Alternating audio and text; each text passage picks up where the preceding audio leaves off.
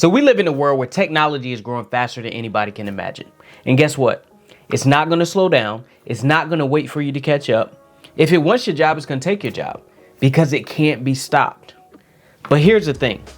This is not a war between man versus machine. This is a war between discipline versus distraction. Those who would thrive in a world that is dominated by technology is not those who are the most talented, not those who are the most tech savvy, but it's going to be those who has the most structure. So in this video, we're going to talk about how to develop that structure so you can thrive in a world that is dominated by technology.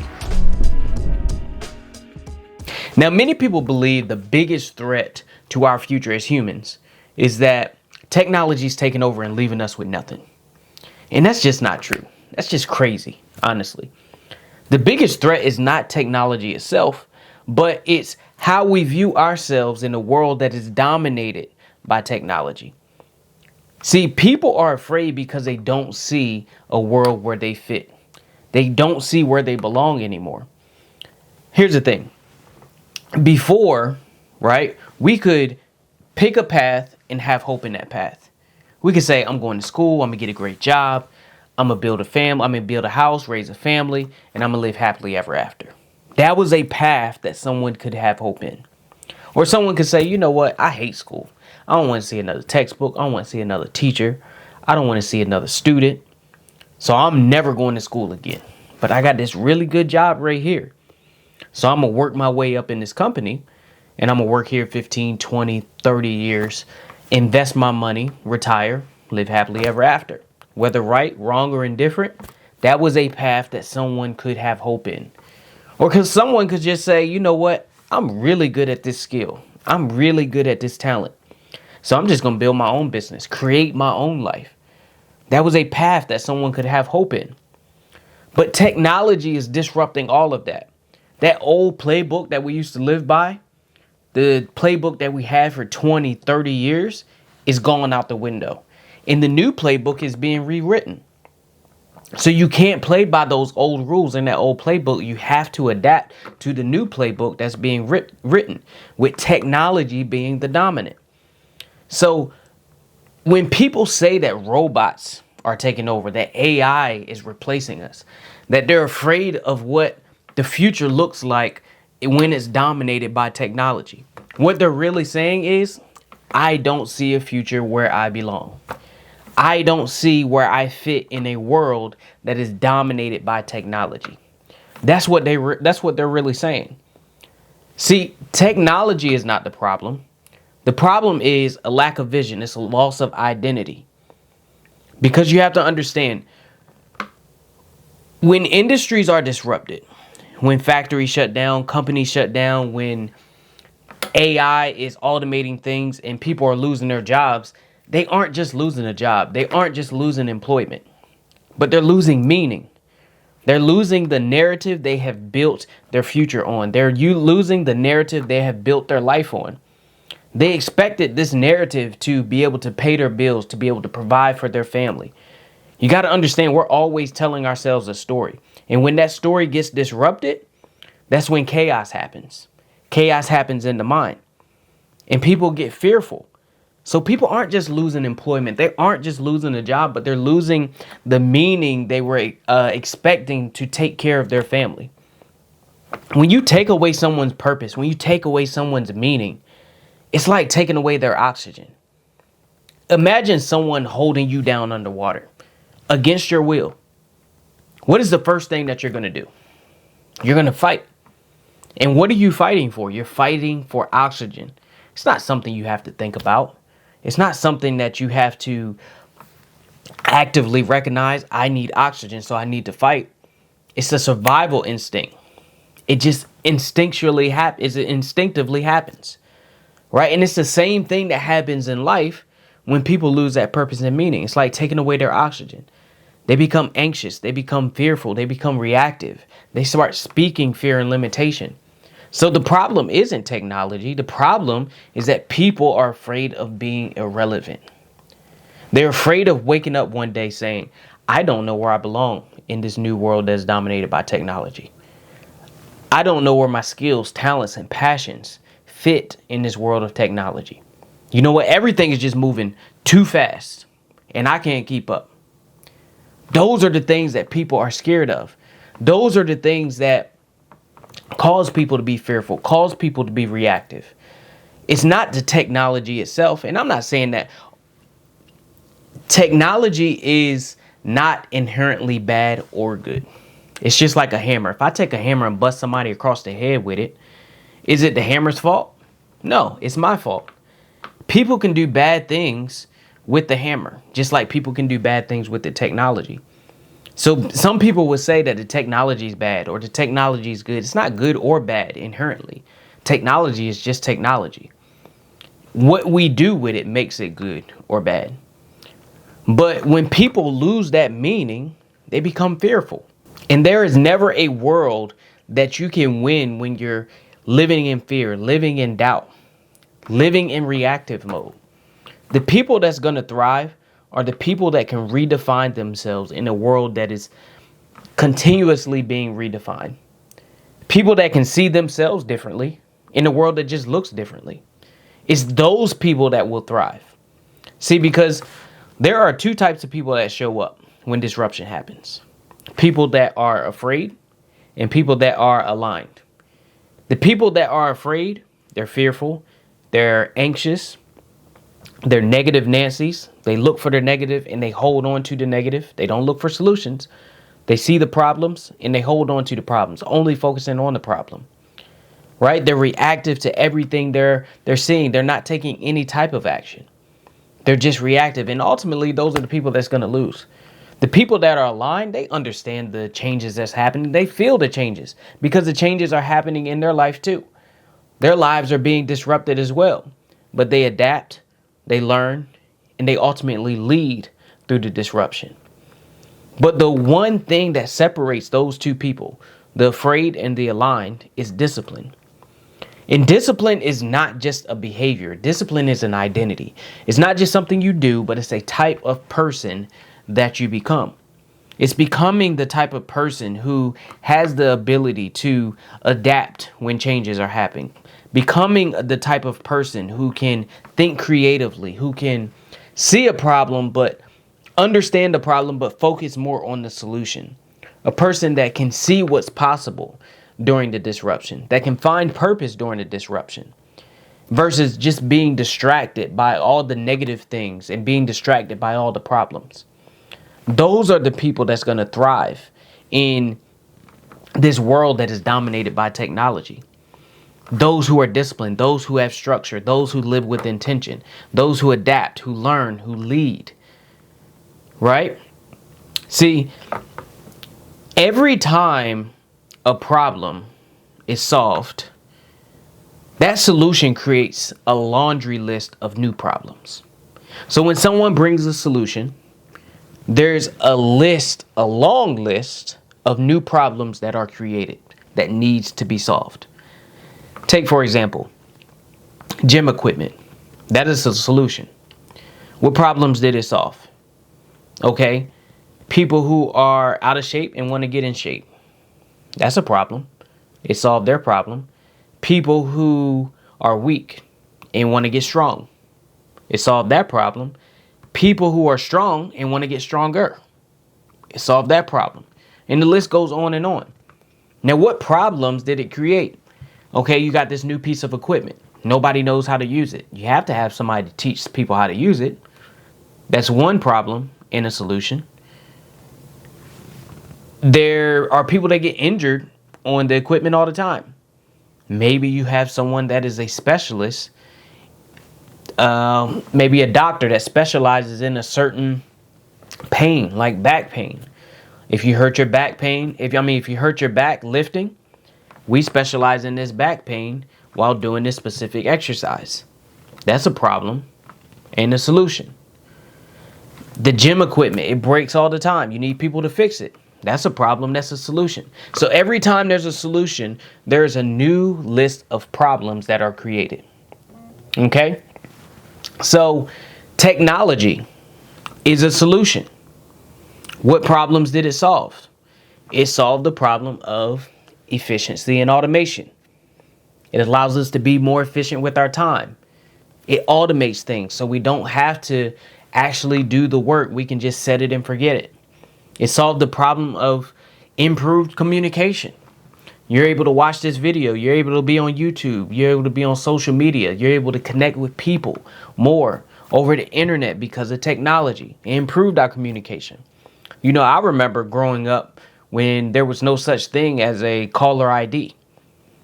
The only way you know who was on the other end of the phone, you picked up the phone and said hello.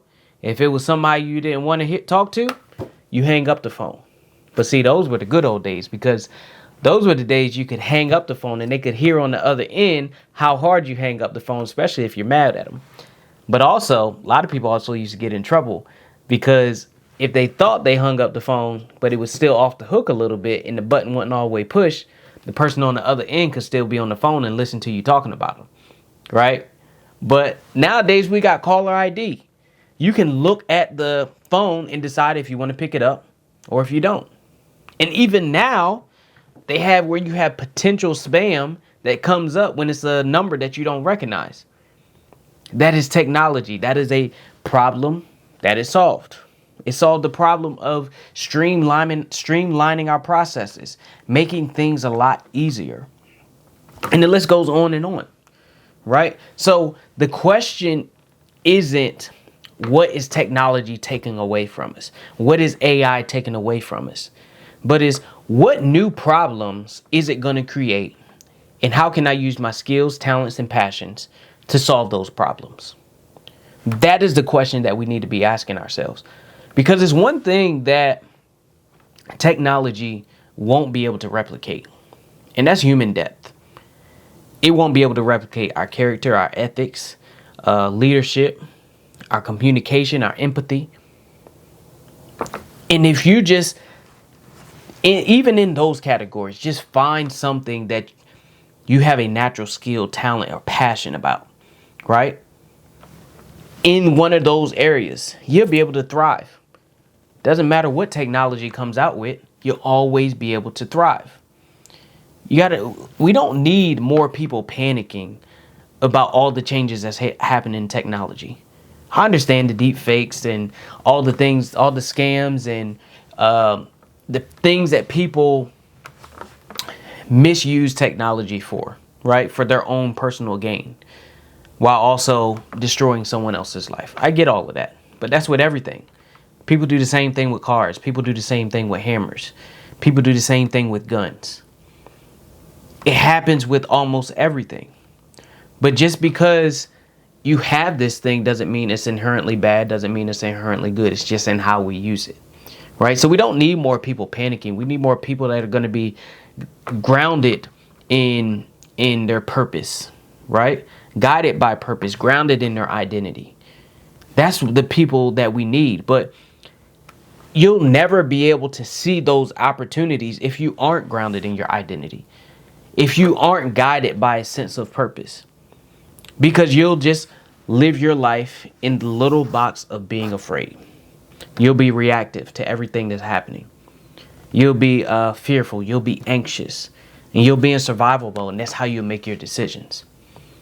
So you want to develop a certain discipline within yourself to become creative, to understand who you are, to understand your true potential and where you can go and the things you can create, right? Technology is a tool, and that's how we need to see it. So let's talk about some things that you can do, some action items that you can do on a regular basis to help you thrive in a world that is dominated by technology. Number one is going to be master your mind. This means controlling your thoughts, emotions, your beliefs, controlling that internal dialogue, that internal narrative. Because if you don't control that internal narrative, if you don't control the thoughts that you think when nobody else is listening, the thoughts that only you can hear and nobody else can hear, when you don't control that, the world's just going to control it for you. And if the world controls it for you, I can promise you it's not going to be good. It's always going to be negative. It's always going to be some type of destructive thoughts, right? Some type of destructive thought. So you want to make sure you're controlling that internal narrative. You want to train your mind to serve you versus sabotage you. Because so many people train their mind to sabotage them, then they wonder why their life is going the way it's going. They wonder why they're feeling the way they're feeling. It's because you've trained yourself for sabotage. The mind follows instructions very well. The things that you take in, the things that you're constantly taking in repetition, because what you do in repetition will be your life's condition. So the things you're constantly taking in, the mind is going to take those things as facts. It's going to take those things as truth. And it's going to make those things a part of your identity. So you want to control what's coming in through your eyes and your ears. It's just like not controlling your mind is like putting an address in the GPS and then the GPS taking you to that address and then you getting upset with the GPS. It's like you're the one that put all of this stuff in the GPS. You're the one that put the address in the GPS. So you can't get mad when the GPS takes you where it want to go. That's how the mind works. What you put in is what you're going to get out. So you want to control what's coming in through your eyes and your ears. The best way to do that is through your environment. See, environment is the most powerful influence in the world. Now, what do I mean? What I mean is your environment, meaning the people you're around, the places that you go, the things that you take in through your eyes and your ears, it has the ability to influence and control your behaviors without you even realizing it. It's just like a frog in boiling water. So if you take a frog and you turn the stove on and you start boiling that water and you throw the frog in, that frog's going to jump straight out because it's too hot. I can't stay in that. Way too hot. But if you take that frog and put him in some lukewarm, maybe cool water and sit him inside that pot and you slowly turn up the heat, he'll burn to death. He'll boil to death. If you slowly keep turning it up, because as you're turning it up, his body's going to keep adjusting to the temperature. So you turn it up to, let's say 50 degrees.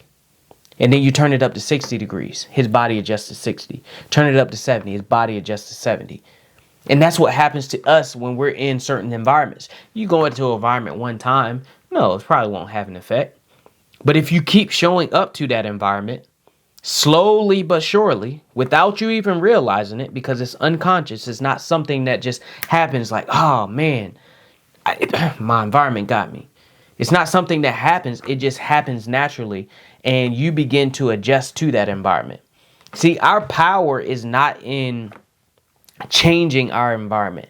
Our power is in choosing our environment. That's where our power is. So if you go into, let's say if you're a strong person and you go into an environment that is dominated by weakness and you keep showing up to that environment, eventually you're going to be weak. But the same thing happens on the reverse side. Let's say if you're a weak person and you go into an environment that is dominated by strength and excellence, and you keep showing up no matter how uncomfortable it is, eventually you're going to be just as strong. Eventually you're going to carry that same level of excellence. So you want to control your mind through your environment. Your environment is the easiest way to control your mind. Next, you want to train your body every day. Now, the body is more than just a house that holds your organs. It's more than just skin and bones, but it's a reflection of your mind. It's a reflection of your lifestyle. You can tell clearly the lifestyle someone lives. Usually like 95% of the people. You can tell the lifestyle they live by how their body looks. Very simple. Now, some people, like I said, that 5%, some people are genetically gifted at being small. Some people are genetically gifted at being bigger, right? But 95% of people, you can just look at them and tell what their lifestyle is. Take, for instance, let's say someone's about 5'3", 5'2", 230 pounds, overweight. But they tell you, man, every day, man, I make sure I stay on it. I go to the gym every day, stay in there about an hour and a half, 2 hours. Hit a little bit cardio at the end, about 20 minutes. I make sure I eat clean every day. I make sure I watch what I'm taking in. I watch my macros, my caloric, make sure I stay in a caloric deficit. They're telling you they're doing all of these things. They're saying they're living with intention. They're living their life this way. They got a standard. All of these things. You're going to look at them like they crazy. Why? Because their body doesn't reflect the words that's coming out of their mouth. So you want to make sure you're training your body every single day, not for the sake of looking good. Now, looking good is a byproduct of getting in shape. Of training your body, right? Getting in shape and looking good, that's a byproduct. But the real jewel is gaining the structure and becoming the person you need to become. See, because 90% of people struggle to get in shape. 90% of people struggle to get in shape.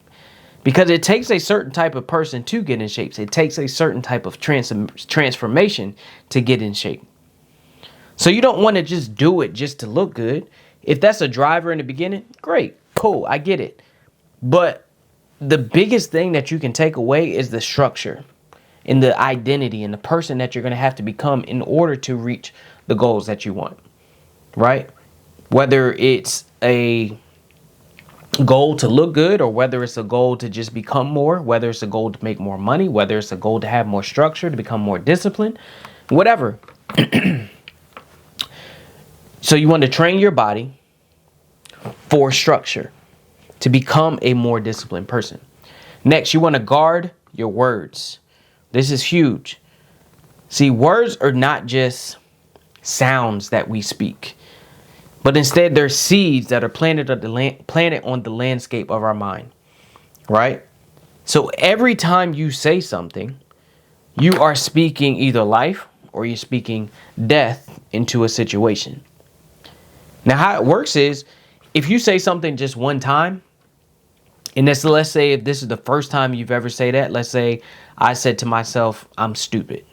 That is a seed that gets planted on the landscape of my mind. But the way that seed's going to grow, if I water it. So every time I repeat that same thing, it's not laying more seeds. You're just watering that same seed. So every time I repeat it, I'm watering it. But here's the thing. While you're watering it, because most people think words are just words and nothing happens. But it's just like a seed when you plant it inside the ground. When you're watering it, it's just not sprouting up just like that. But something else is happening. Something even more powerful. When you're watering it, it's growing roots.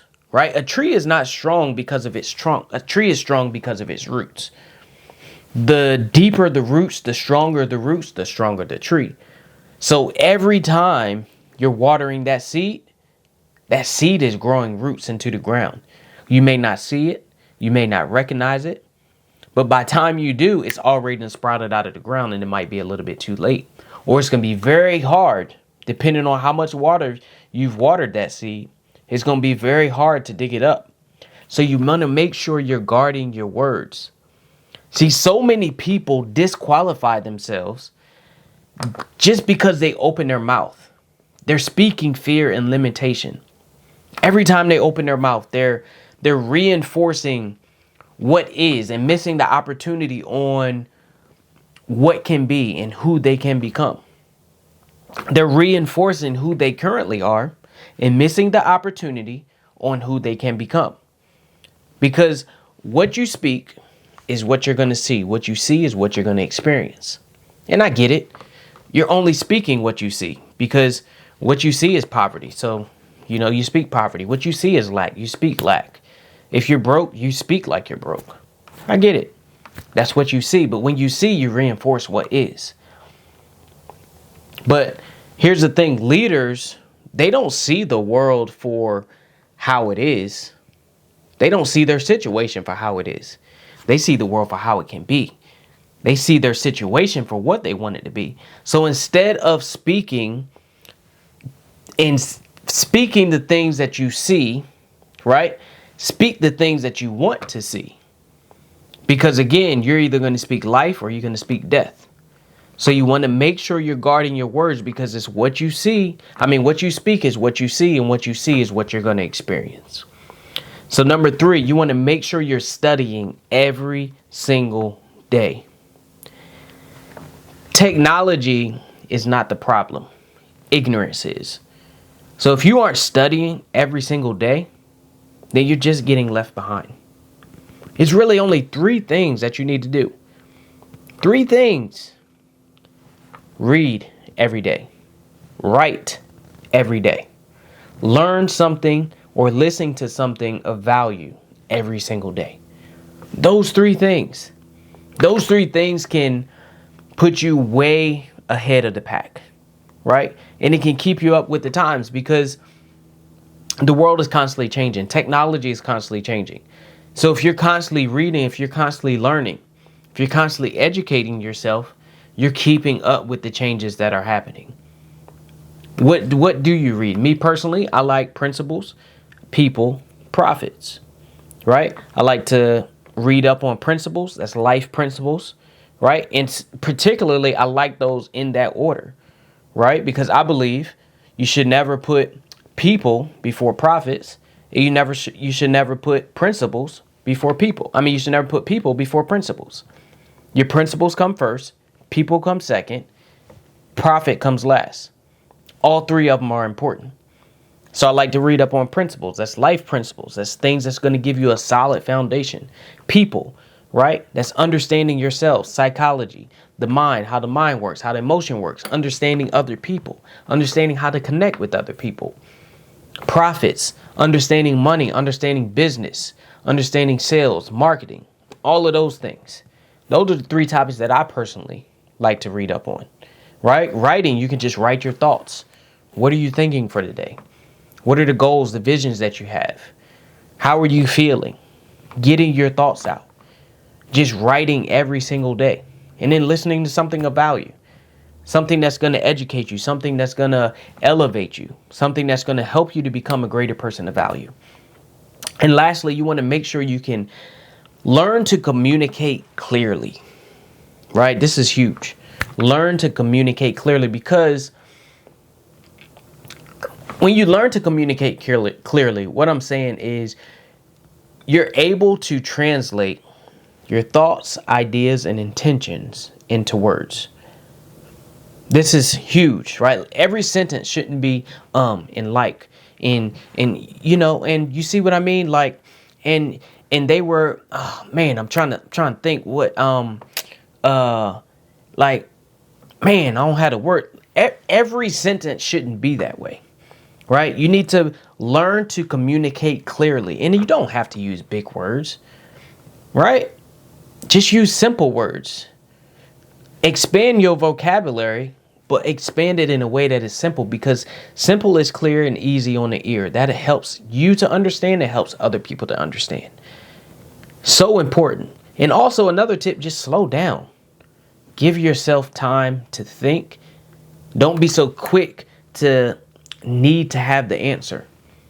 Sometimes just sit back, take 15, 20. One of my favorite clips of Kanye, right? And I know Kanye gets a lot of backlash and all of this, but one of my favorite clips is when, I can't remember who he's talking to, but he was doing an interview and he told the guy, he was like, I need to think about my answer.